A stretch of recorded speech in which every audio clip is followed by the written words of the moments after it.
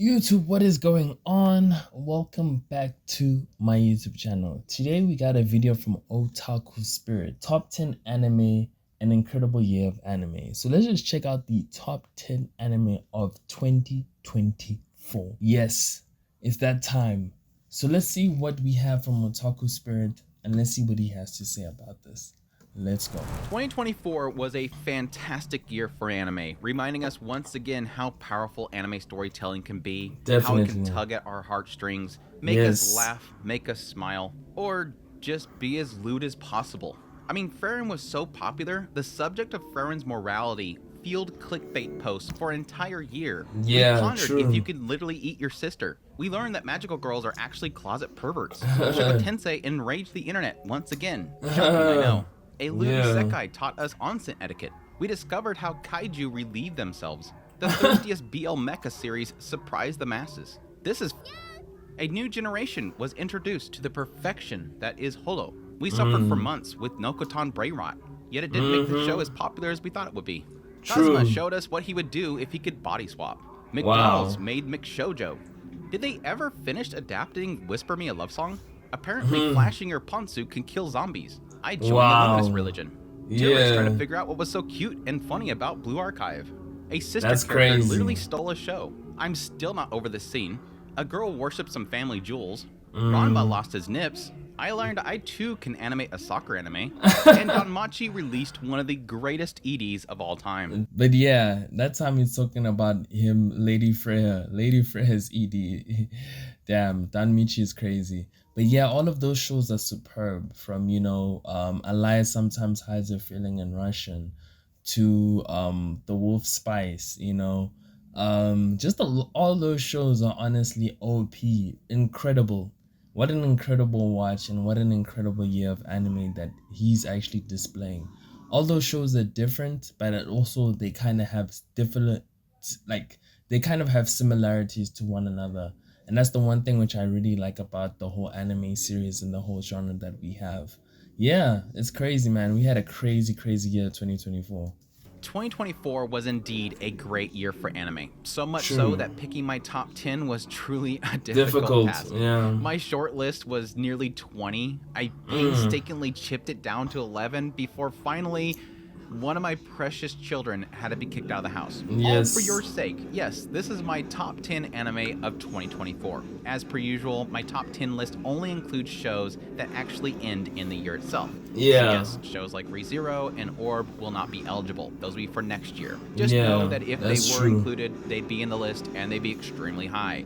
Yeah, ReZero and Orb. Orb is a new anime that came out with a bang. It's more like a whole philosophy type of anime. And ReZero is honestly superb. ReZero actually reached a crazy height that I never expected it to be. And yeah, it's actually been overachieving than I actually would have thought it would. Absolutely love those shows. But with that said, let's just dive into it. All right, get the banana jokes. Oh my god. I'm sorry. Get your family jewel worshipping out of the way. Yes, number 10 is Dandadan. I absolutely love Dandadan, and I really wasn't sure that I would. I'm not a huge fan of Science Saru, so So yeah, for me, Dandadan would have been a bit higher, because yeah, this is honestly top 3, one of my favorite shows of the year. I don't usually watch anime twice. It's rare for me to watch an anime 2 times. The only ones which I've watched is Dragon Ball Z. Okay, current ones I've watched is Attack on Titan and Dandadan. I've been watching Attack on Titan a lot and Dandadan like twice. So yeah, it's been a really great watch and an interesting one. And also One Punch Man, I think, for this generation. Came into this series, I'm like, we'll see. I'm always back and forth on their works if I'm going to like them or not. But this one just worked on so many levels. Yes, animation-wise and style-wise, Science Saru just took this show to a whole nother level. It looked fantastic. The action scenes were fantastic. Amazing. The style was fantastic. Amazing. Everything clicks. But that's not what really worked for me. It's fun. That stuff is great. It's fun. I still remember that scene where Grandma comes up and fights, Turbo Granny. That was an absolutely incredible scene. But that's not what really sold me on the show. It's chemistry. It's characters. That's the stuff that really sold me on this show. I love the chemistry between the characters. Ayase and, yes, Okuron especially. The two of them, that just works. Super, They're yeah. just two dorks just kind of trying to get through the situation together, fumbling over their fights, constantly bickering at each other, and in the middle of it all, having these really heartfelt moments between them. Okuron being somebody that doesn't have any friends and is just trying to grab onto this one friend that he finally has. And at the same That's time, Miss I must say, Ayase. being a badass, but also just being a sweet. And that's so true. The only reason why we like the show is because of the characters, not the situations. You know, because the situations are very cliche, ghosts and aliens. But now you seeing a whole situation of like two people going through the whole thing of them trying to defeat the ghost and aliens. That's really such a different perspective to actually see of Dandadan. We love the characters and their chemistry to that point and that core. Yeah, I gotta give him that for real, for real. That's how I feel about Dandadan. Heart deep down inside. Like the two of them just work so well together. Then throw in Grandma, who's got her own little quirks, Turbo Granny, her quirks, Shira Tori and her quirks. Just every character they add to the show, I just fall in love with. They're all fantastic True. characters that just work so well together. But yes, on top of that, crazy animation, great punchlines, the comedy is just on point, and thank goodness we need this more in anime right now. Absolutely no filters. This show has no filters. If something is going to happen, it just happens. It's not trying to go out of its way to do it. It just happens and it doesn't hide it. It's dirty when it wants to be dirty. It's lewd when it wants to be lewd. It's a little bit too much when it needs to be a little bit too much. That's what I want. I want no filters, and Dandadan has no filters, and I absolutely love it for it. And it's really what all that stuff kind of combined together that It makes it a really great anime. I like that. True, true, true. It's very punchy. It's very like direct. You know, and for me, I feel like for me this is kind of like my Rick and Morty of anime, you know. I remember when Rick and Morty first came out, it was very punchy, edgy, you know, the jokes were funny, everything was just funny. Like every time when you watch the episode, you see something new, something that you really like kind of missed. Cause yeah, the animation is 10 out of 10. It's like 1,000. Honestly, it's something, a breath of fresh air that I really needed from this year of especially when it comes to anime. Definitely Dandadan for me it's on my top 3 of the year. that just makes this show just a fantastic anime that should be in anybody's list. But yes, True. Dandadan, absolutely incredible show, and my number 10 of 2024. Little scamps caught up in the midst of a possible alien invasion. Yes, my number 9 is Dead Dead Demons Destruction. I absolutely love this show, and it's kind of a Dead Demons Destruction.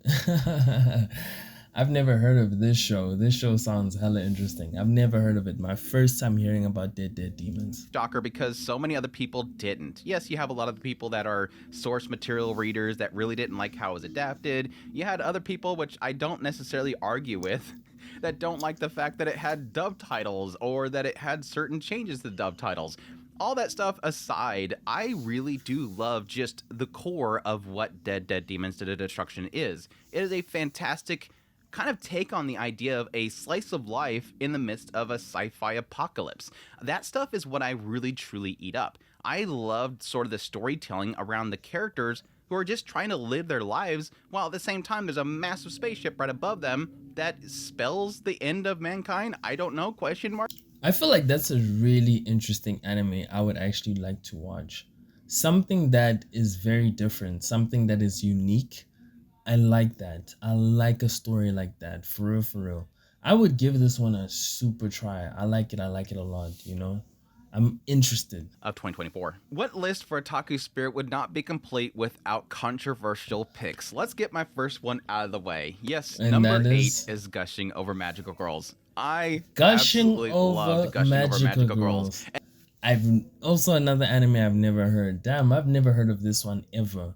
Gushing Over Magical Girls. That is unique. I've Yo, that the title by itself is like very uniquely so anime. You know, I wonder what it's about. And it's so great when I have a series that I love so much, but I fully understand when nobody wants to watch it. When people say I will never touch that, I go, that's perfectly fine. I am not mad. Let's just go on with our lives. Let's go watch this show together. This is like one of those types of shows where I would never tell somebody they have to go watch it. I would never tell my grandma I watched it. It's Oh just my a show gosh. that I absolutely adore for myself. And if you're new here, it's not really for the reasons you think. Yes, Gushing Over Right. Magical Girls is a series about a girl becoming the villain. She absolutely loves the Okay. magical girl, and at some point she gets recruited to become, yes, the villain of this area. But where the series Okay. gets really fun for me is that descent into madness, where this girl who's very, very timid and not very social is Mm. forced to have these encounters with the magical girls that she loves so much. But the whole trick is that she puts them through pain and then realize that she really likes it. And yes, that's where we get into the area where, yes, a lot of people don't want to watch this show because it No ways. No ways. Bro, my homeboy here a freak. You're a freakazoid. Oh my gosh. I gotta give him that otaku spirit. What are you watching, bro? Yeah, okay, this one I would give because it sounds like it's a slow burner. You kind of have to give this one 5 episodes.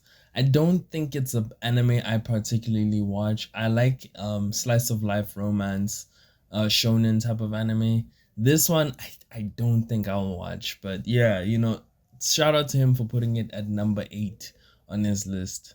Crazy. Number 7, I love Mao Mao. I absolutely love Mao Mao. And so I love The Apothecary Diaries. This series was so absolutely fantastic. Okay, so yeah, this is a series that I know of. This one, it got so much hype, so much praise. Everybody be speaking about the Apothecary Diaries. I need to watch this. This is one of those I need to watch because it is so hyped. Everybody's hyping this, and everybody loves the story about this. So let's hear what the story is about. It wanted to be in my last year's top 10 list, but unfortunately I only do shows that end in the year. So finally we can finally have Apothecary Diaries in a top 10 list of the year.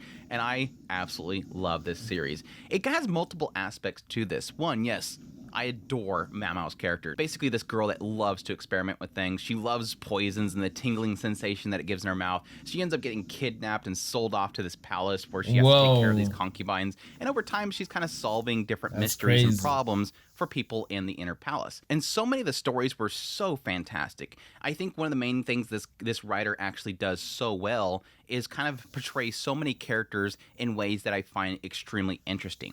Every single one of these concubines that she's having to interact with each have their own stories. For example, I loved Leafa's story. I think Leafa's story was so freaking good. No lie, it sounds really captivating. I would actually give this one a big try. I like stories which are captivating, stories that have like interest and great story writing.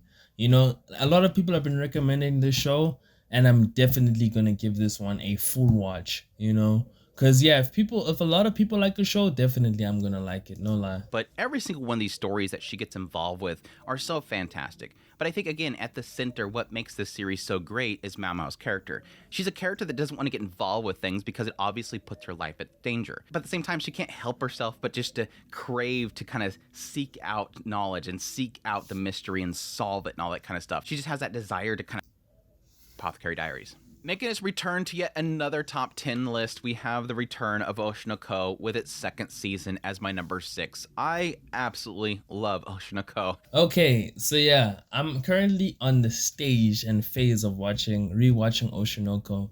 This was one of the series that I really loved episode 1. I feel like a lot more slice of life anime need to have an episode 1 like Oshinoko. But yeah, at the same time, like, this is honestly one of my favorite watches. I'm rewatching it right now, season 1 again. I'm gonna try and watch season 2 before this year ends. So this one I'm gonna skip for spoilers. I don't want to get spoiled on my experience of Oshinoko. So yeah, I'm definitely gonna watch Oshinoko season 2. I loved season 1. Season 1 is amazing, honestly. Rewatching this show, yeah. Honestly. For season 3. For my number 5, what do you get when you take all the best girls from all the rom-coms out there and you stick them all into one show? Yes, Makane, Too Many Losing Heroines. I absolutely adore this show. I mean, I don't know, Mekami or Makane, whatever they call her.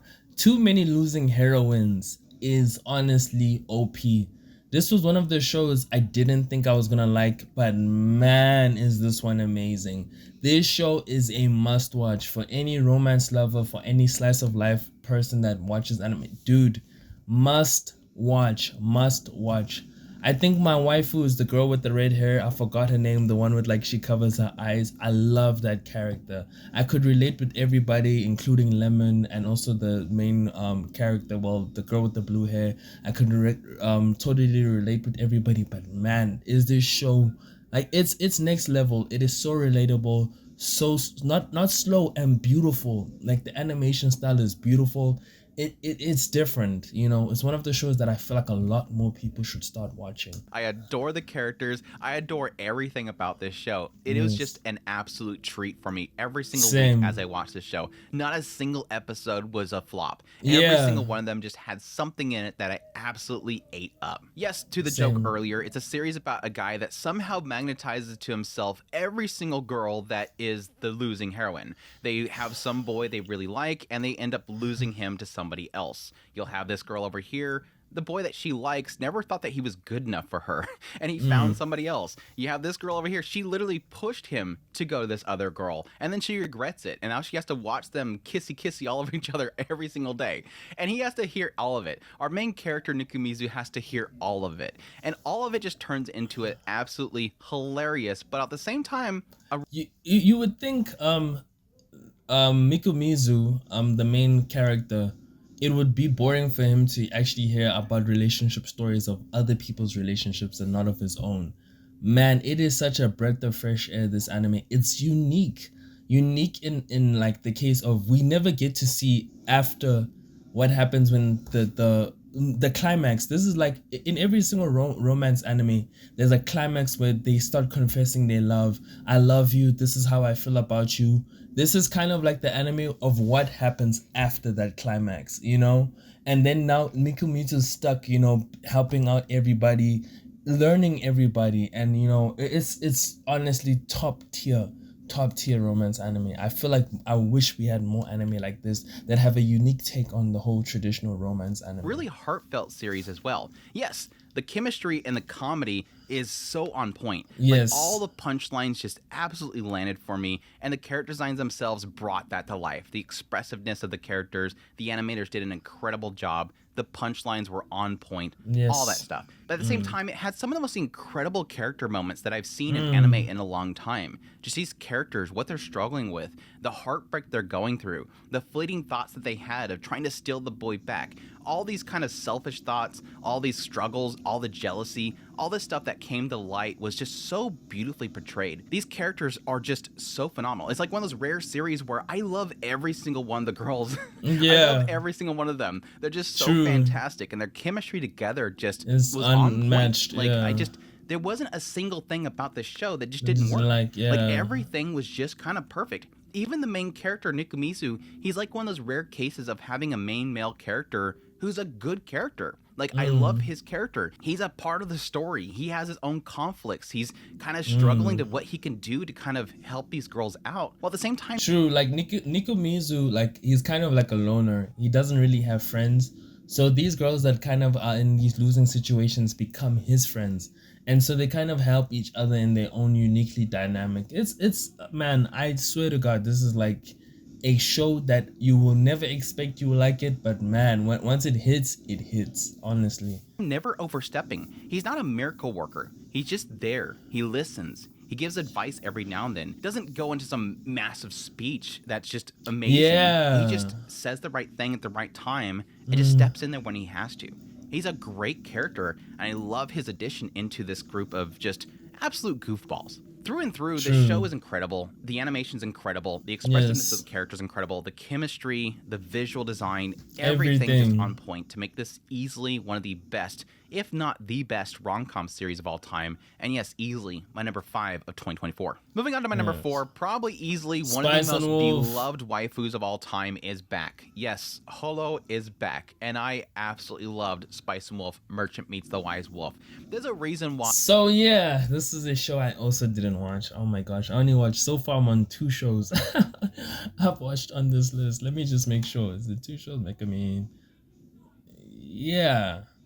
I'm only on 2 shows that I've watched on this whole top 10 list. Oshinoko is because I didn't watch it. But yeah, Spice and Wolf is one of those shows where I need to watch it. I've heard so much about it. I don't know if this is a remake of the original, because there was one which got released before this one. So yeah, I need to check it out, honestly.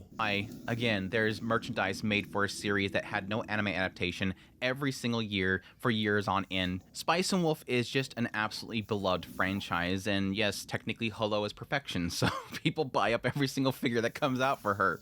But I do really truly love this series, and it's for two main reasons. One, What's that? yes, the obvious reason here is the chemistry between Holo and Kraft Lawrence. It is easily some of the best chemistry that you'll find in any storytelling. I honestly feel like if anybody is looking to do character writing and do storytelling in general, please study Spice and Wolf. Study how these characters interact with each other, because it's some of the best that I've ever seen anywhere. Just the struggles they have, the bantering they have, the teasing they do to each other. Yes, they're arguments, but at the same time, the way the two of them kind of support each other. It is such pure perfection that I love every single minute of it. I loved it when I read quite a bit of it in the light novel. I loved it in the last adaptation, and I love it here. But the other side of this whole thing is, yes, the trade that they're doing. You know, the currencies they get into, the markets they're getting into, how they kind of trick who they're trying to do trade with, or how they get tricked themselves. All that stuff is always super fascinating. Despite the fact that the first time I watched it, I didn't like it, I think now when I kind of looked at it with a different lens, it's stuff that I absolutely eat up at this point. How can they overcome the challenges they're facing, and how can they get ahead in the end? All that stuff is fantastic, and all kind of culminates into literally one of the greatest anime of all time. It easily cements itself. Oh, one of the greatest anime of all time. That's a really big statement. Yeah, I definitely give this one a try. Spice and Wolf, I will give it a try. You know, I've heard so much about it. I've seen it everywhere. I never gave it a try because, man, I was watching other types of anime, different ones. But yeah, I'll try it. I'll try it. I'll give this one maybe 3 episodes, honestly. In my greatest anime of all time. You know more. Moving on to number 3, yes, my next controversial pick of my list, but if you've known me for a while, you know it's going to be in here somewhere. I, of course, absolutely love Mushoku Tensei Jobless Reincarnation. It's one of my favorite franchises of all. Yes, okay, at least I'm now on 3 animes on this list. Okay, Mushoku Tensei. Wow. Mushoku Tensei is honestly like, you know, it lived up to the hype. You know, I think watching this anime live, you know, it of course it kind of goes through its up and downs. I don't know if this is season, oh, this is part 2. You know, oh no, I think it's season 2, part 2. So season 2, part 2, it's kind of going through like an up and down wave of like, where do we kind of go now? We've established everything before in our previous seasons, but where do we kind of go now? You know, that's one of the things which I feel like this anime is at right now. So it's one of those animes where the direction and the storytelling, yes, it may have its sometimes its downs, but the ups, when they're up, it is amazing. The climaxes, the important things that what happened from the previous seasons are still hitting even 10 times harder this season. The relationships that what's his name, the main protagonist is going through is super hard hitting. There's a lot of things, the climaxes of the story, when they hit so hard, and a lot of things which get unveiled hit you even harder. This anime, honestly, I've had so many moments where I almost shed a tear because this show hits so freaking hard. I love this one. This is a good show. Everybody should be watching. If you love isekai, my dude, Mushoku Tensei. I'm absolutely loving the light novel, and so of course I'm going to absolutely love season 2, part 2. Despite the fact that I wasn't too happy with part 1, it really does feel like Bind and the studio and the team really did step it up for part 2, and it's necessary because, yes, it adapts one of my favorite volumes of the entire franchise. Volume 12 was one of the most pinnacle points of Ruisa's story, and it has some of the most heartbreaking and gut-wrenching and stomach-punching moments of the entire franchise, and I think they did a really good job with it, and I love this whole segment. There's great stuff in here with everything that happened in Nanahoshi. Because yeah, a lot of things that happen in season 2, part 2 are so gut-wrenching and so hard-hitting. Dude, it is just gonna like, it's gonna break your heart, honestly. Norn, and again, getting into the labyrinth itself and everything that unfolds with that. It was some of the best moments of the franchise. And again, really beautifully portrayed. Despite the fact that, as per usual, unfortunately, a lot of stuff got skipped, it doesn't Yeah. take away from the series of Yeah, a lot of stuff got skipped. I think as well, there's just a lot of story. Like, dude, you don't understand how much stuff got skipped. I was watching like cut skipped content of Mushoku Tensei. It's a lot. It's literally like another season. If they had to add everything in from the whole novel, this would literally be 24 episodes, because that's how much stuff got skipped in the whole Mushoku Tensei verse. Because I think because of pacing, I think they've kind of mastered their pacing. For me, as an anime fan, I don't even notice what they skip, because I'm just like, huh, okay, cool, everything seems normal. But from a person which read the light novel, they would have seen that, whoa, here something is missing, also another thing is missing, also another thing is missing.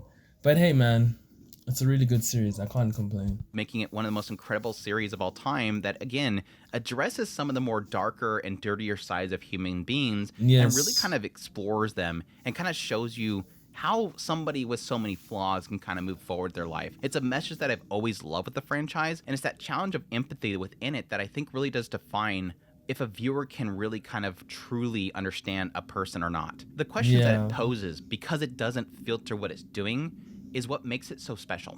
But yes, I will admit that I'm still a little bitter they skipped Ellen Lisa's segment with the Warriors of the Desert. And that brings us down to the top 2 anime of 2024. Now, we're in a sort of a predicament here where we're kind of facing the same problem that I faced quite a few seasons ago, where both number 2 and number 1 are just kind of neck and neck. They both kind of excel in their own way, and so it's... Wait, what's number 2 and what's number 1?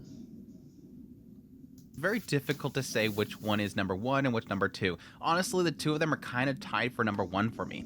But if I had to kind of force myself to put one in one position, I'll start off with number 2, which is Frieren Beyond Journey's End. This series is... Okay, Frieren Beyond Journey's End is respectable, because Frieren really, it did something unique. That's one thing which I like about this show, the uniqueness of Frieren Beyond Journey's End. A fantasy anime. This is what a fantasy anime is about, not isekai. This is what we talk about, fantasy. For me, it was a little bit rough around the edges, but the story hit so hard, man. I couldn't even believe it. I was like, wow, this is an anime where you're just like, wow, this is something which we need in our life. I need more of this. I need a lot more of this, The 24 episodes, honestly, filled to the brim. No episode which feels like it's useless. Everything just hits hard. Everything makes sense. Everything is at the right place. Yeah, more Frieren, more life. Honestly, this is a really good watch. Whoever's watching anime and you're an isekai fan, you're a fantasy fan, shonen, man, just watch this. This has everything you want, is just, it's absolute perfection. Like, every single part of this show has no flaws to it. It's just beautiful. I would say the only flaw for me, for my place, I would say, is maybe the animation is a bit rough.